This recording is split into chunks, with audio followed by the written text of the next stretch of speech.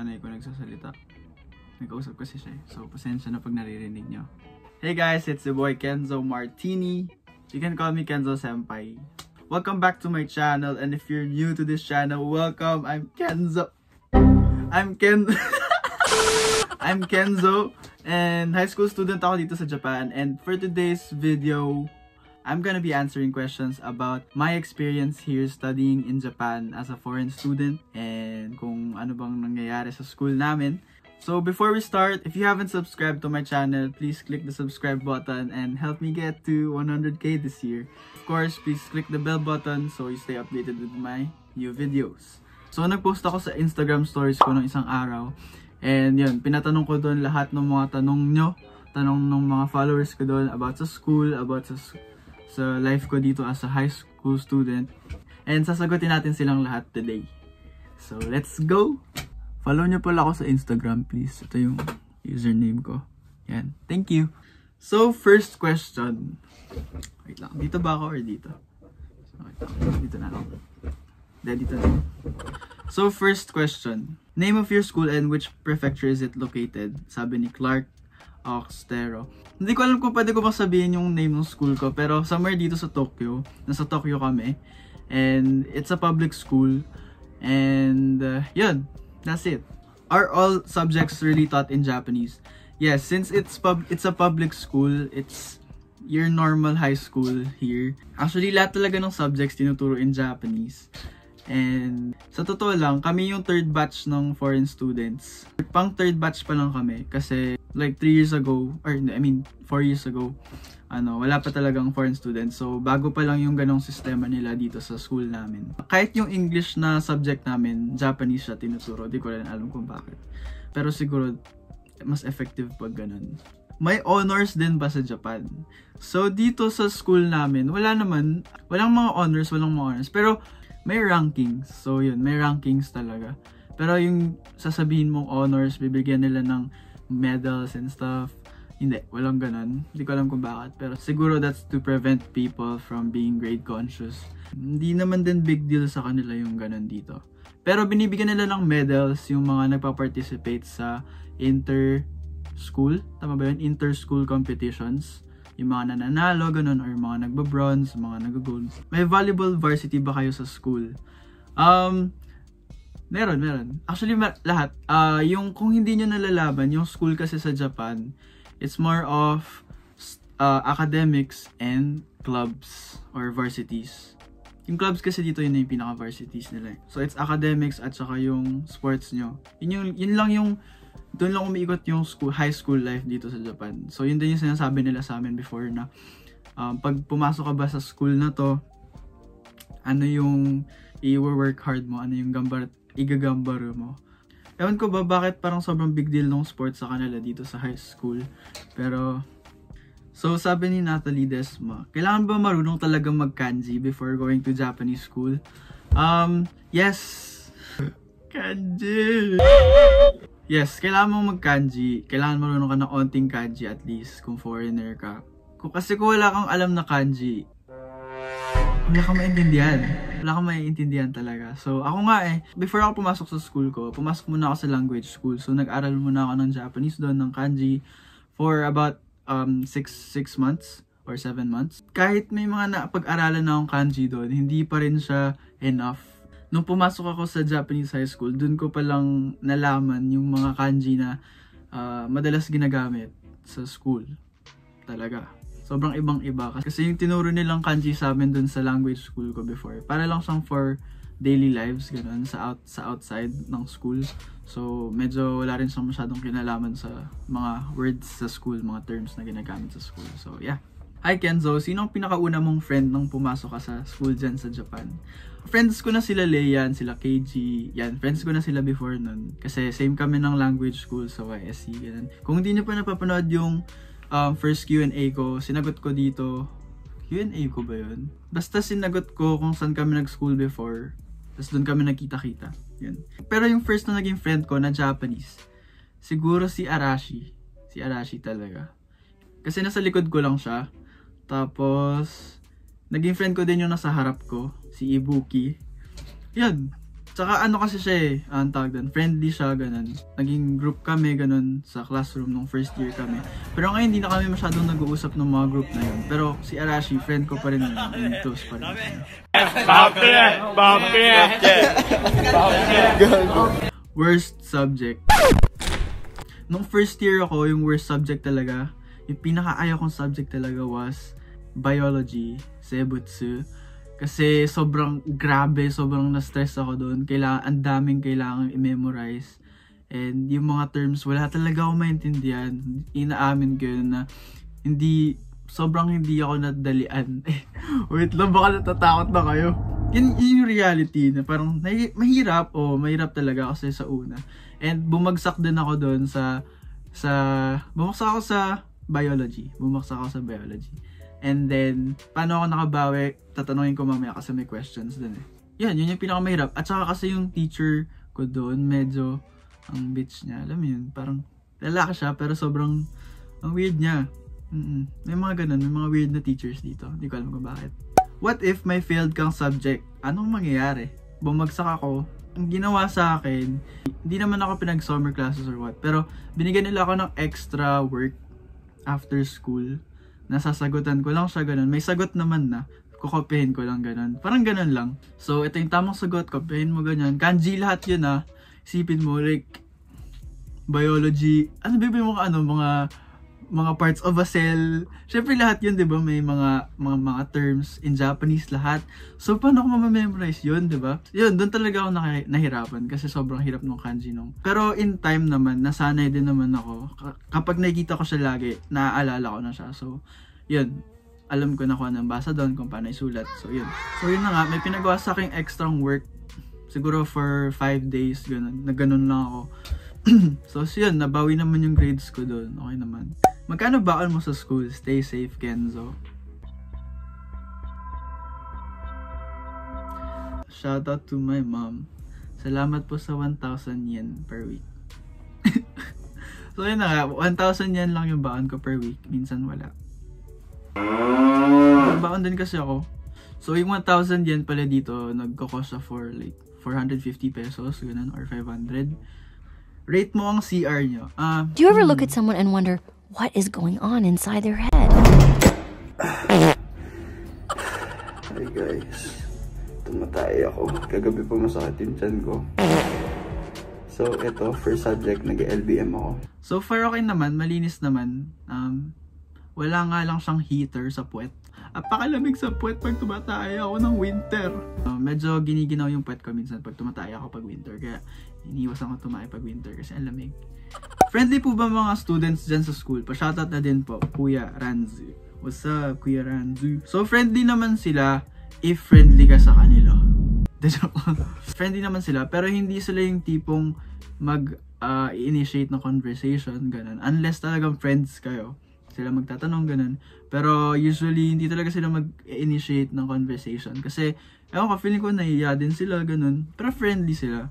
May mga kilala din naman akong ewan ko siguro sa batch ko lang yun kasi masyado kaming close ng mga foreign students na feeling ko parang ayaw nilang alam mo yun, baka FC ganun. Feeling ko na FC-han sila pag kinakausap kami ganun.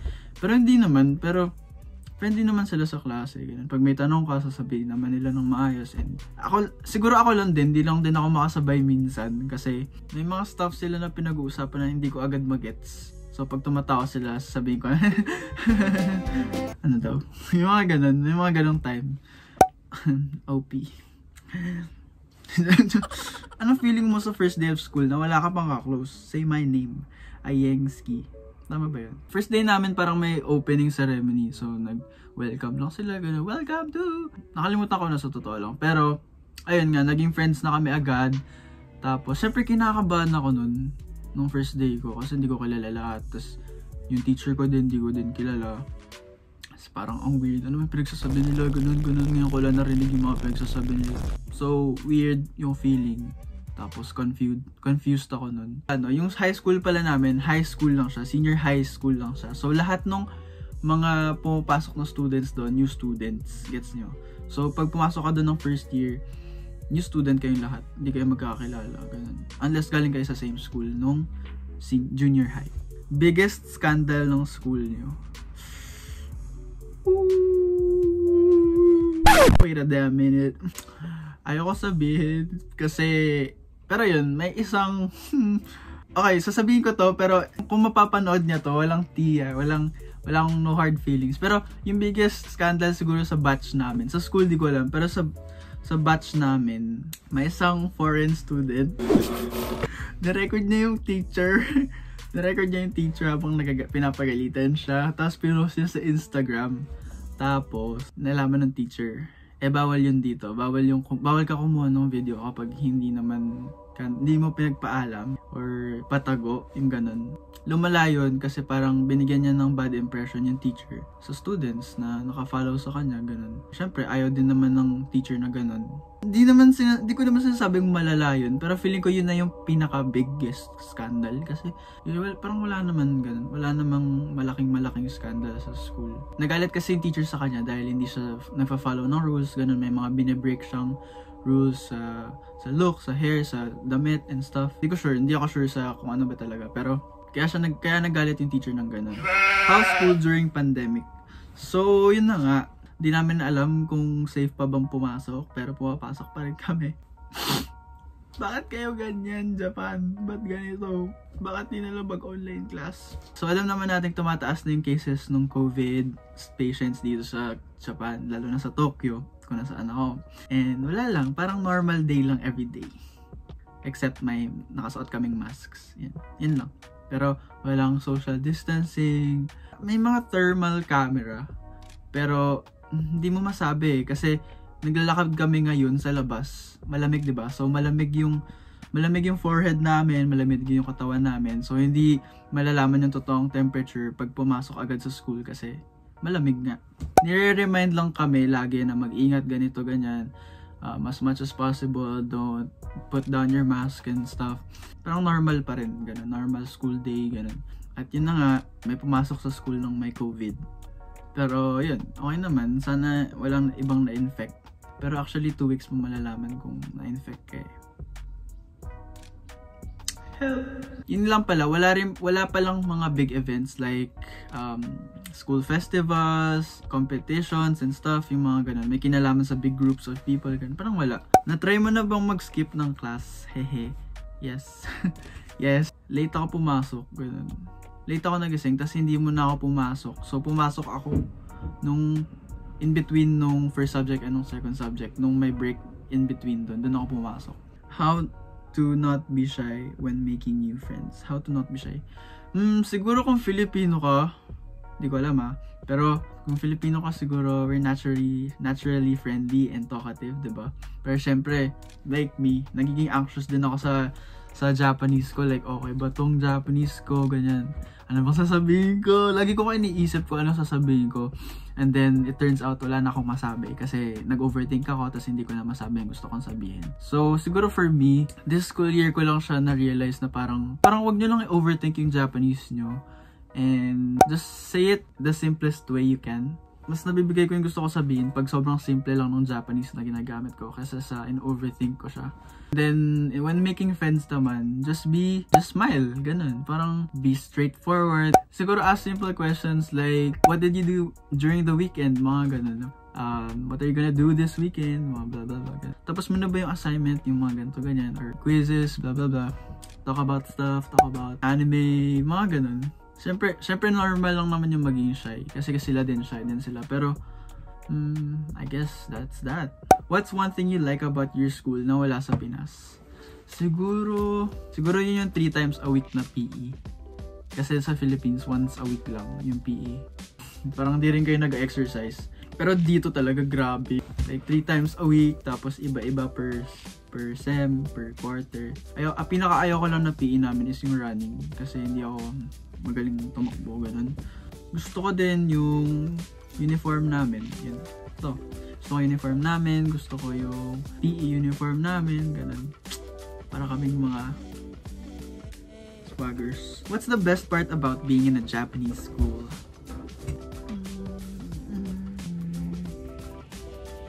Siguro yung mga teachers. Mababait yung mga teachers eh. And sobrang caring nila, ganun. Hindi lahat pero majority of them, mabait yung teachers, ganun. And especially sa amin na foreign students, talagang iniisip nila yung mga makakabuti sa amin, yung makakatulong sa amin. Kasi alam nila na kung nahihirapan yung mga Japanese students, diba? What more kami na foreign students. So parang totoo yun na parang totoong may special treatment talaga yung foreign students, which we're very thankful of. Sa mga tests namin, may special tests kami, hindi lahat ng subjects normal test. Before yung exams, may bibigay sa aming test paper, tapos sasagutin namin yan, then papacheck namin. Kung tama lahat, yun na yung sagot na lalabas sa test. So, ang kailangan mo na lang gawin is, i-memorize yun, diba? Yung ano namin, yung privilege namin as foreign students. Hindi ko sinasabing malaki yung privilege namin or sobrang wow, ganun. Pero, thankful ako sa sa support na binibigay ng teachers namin sa amin. Sabi niyo ba yung camera? May nakapagsabi po sa akin na by age daw po yung grade and year nakukunin. Is that true? Siguro wala naman ganun. Pero ang pagkakaalam ko, ang last, may limit yung pag-accept nila ng high school students. Like sa school namin, ang limit ng high school student doon is 18 years old. So kung may nagtatanong din pala na kung bakit 20 na ako ngayon and high school pa rin ako. So pumasok ako ng school ko, 18 ako noon. Kaka-20 ko lang ngayon. So yun, and second year ko na kasi dito. But kung gusto nyo malaman kung baka 20 na ako and high school pa rin ako, sinagot ko siya dito sa Q&A na to. So watch nyo na lang yan. What's your worst experience in your school? Yung teacher ko last year sa PE, nung first year ako, sobrang ingay niya, then ang sama ng mga words na sinasabi niya. Feeling ko racist din siya kasi porket foreign student ako, parang iba yung treatment niya sa amin. Pagka PE namin, tapos may hindi ako maintindihan na term, sasabihin niya, di mo naintindihan? Oo nga pala, kasi di ka nga pala marunong mag-Japanese. Gaganunin niya kami. Parang, NANI? Di po ba obvious yun? Pero yun, wala rin ako masabi kasi hindi ko alam kung paano ipagtanggol yung sarili ko last year. Kasi iba-iba yung teachers namin sa PE, and then pag day niya, ayoko talaga. Hindi ako pumapasok minsan kapag Wednesday. Para akong nabully, ganun. Parang bullying yung teacher. Buti nga hindi ko na siya teacher ngayon eh. Kasi kung hindi. That's ako. So far, wala naman akong bad experiences sa school na ganun. Actually, yun nga yung dilemma ko dati nung hindi pa ako pumapasok sa school ko na parang, oh shit, for sure, mabubully ako dito and stuff. Na parang, for sure, mabubully ako dito dahil foreigner ako. Hindi naman nangyari yung mga ganong expectations ko. And yun, thankful naman ako dun.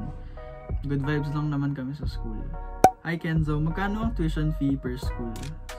120,000 yen? Tama ba? 10,000 yen per month. Parang mga ganun. Did you join some club activities ngayon or dati? Yeah, nung first year ako, nag-join ako ng volleyball, pero parang mga 2 weeks lang. Hindi ko ka-vibes yung mga senpai dun, and parang binubully nila ako nung time na yun. Pero nalaman nila na may YouTube ako nung time na yun, tapos parang nag-comment sila sa YouTube ko na parang, huy, bumili ka nga ng camera, huy, bumili ka ng mic kasi walang kwenta yung mic mo, mga ganun. Hindi ko sila kilala, tapos ginagano nila ako. Feeling close. Tapos yun, nag-quit ako nun, kasi wala ding ibang Filipino dun, tapos parang na-bored ako. Nag-join ako ng dance club. 5 months, ganun. Tapos nag-quit din ako kasi sobrang weird ng rules nila. Sobrang hirap ng rules. Alam niyo yun, kailangan nyo mag-bow sa senpai nyo every time na makikita nyo siya. Like, bow na 3 times. Tapos nag-greet mo siya. Kapagod. What's the difference between Japanese high schoolers vibes and Pinoy high schooler vibes? Okay, so ito yung gusto ko pag-usapan talaga. Sobrang laki ng cultural differences talaga ng high school life sa Philippines at high school life dito sa Japan. Sa Philippines kasi, di ba, parang maingay tayo, normally maingay tayo, di ba? Like, dito kasi sa Japan, yung mga students, sobrang tahimik nila. Like, mag-uusap lang talaga sila after the class or kapag recess, yun. Pero during classes, hindi talaga sila mag-usap. Sobrang tahimik. And, yun, nakakapanibago. Tapos, kapag Valentine's Day, di ba sa Philippines, yung guys yung magbibigay sa girl ng chocolates and flowers and stuff.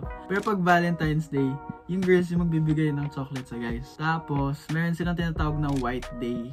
Few days after the Valentine's Day, dun magbibigay ng chocolates yung guys, the girls, or ng gift. Sa Philippines kasi, di ba, friends yung guys at saka yung girls kapag co-ed yung school, di ba? Like, may magtotropang guys and girls. Pero dito, sobrang divided nila by sexes. As in, kapag babae ka, babae lang yung kasama mo, babae lang group of friends mo. Kapag lalaki ka, lalaki lang yung group of friends mo. Like, mag-uusap lang kayo kapag kailangan sa klase. Yung ganun. parang weird sa kanila kapag lalaki ka tapos may kasama kang babae or friends ka with a girl. Parang ewan ko kung bakit, pero weird sa kanila. Ewan ko. Pero ako di ko pinapansin yun. Kami mga foreign students, like wala naman sa amin yun. And kasi hindi naman ganun yung culture namin na kinalakyan namin. So, normal lang. Friends pa rin kami. As you can see naman sa vlogs, diba? Nung first year ako, friendly ako, both guys and girls.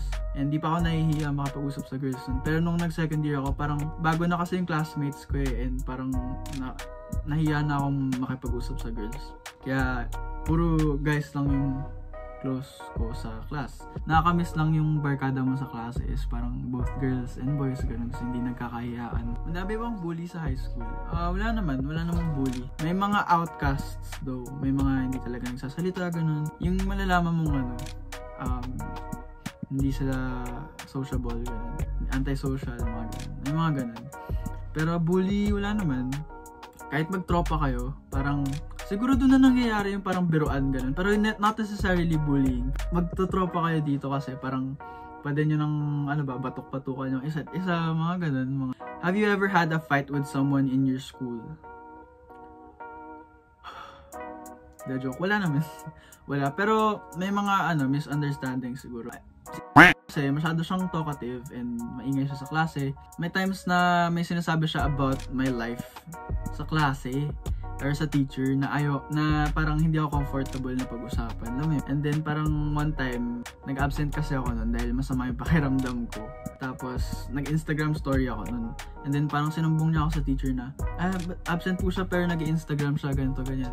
So parang ako, anong kinalaman nun, diba? Parang nainis lang ako kasi lagi niyang ginagawa yun. So parang, pero at that time, hindi ko alam kung sino nagsabi sa teacher namin. So I was like, nag-story ako sa Instagram. Sabi ko, oh, may nakatoka na pala sa Instagram.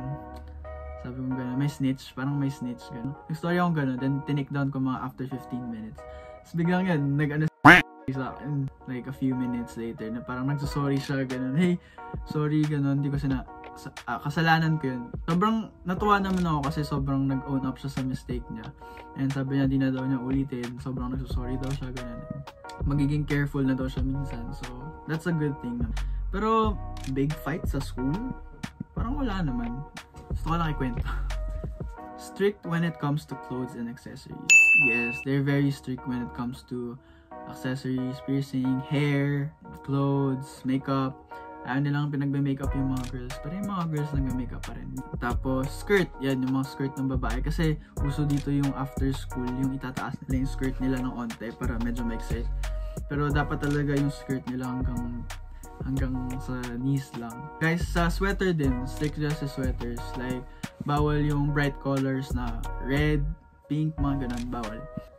Dapat brown, gray, or dark blue, ganun.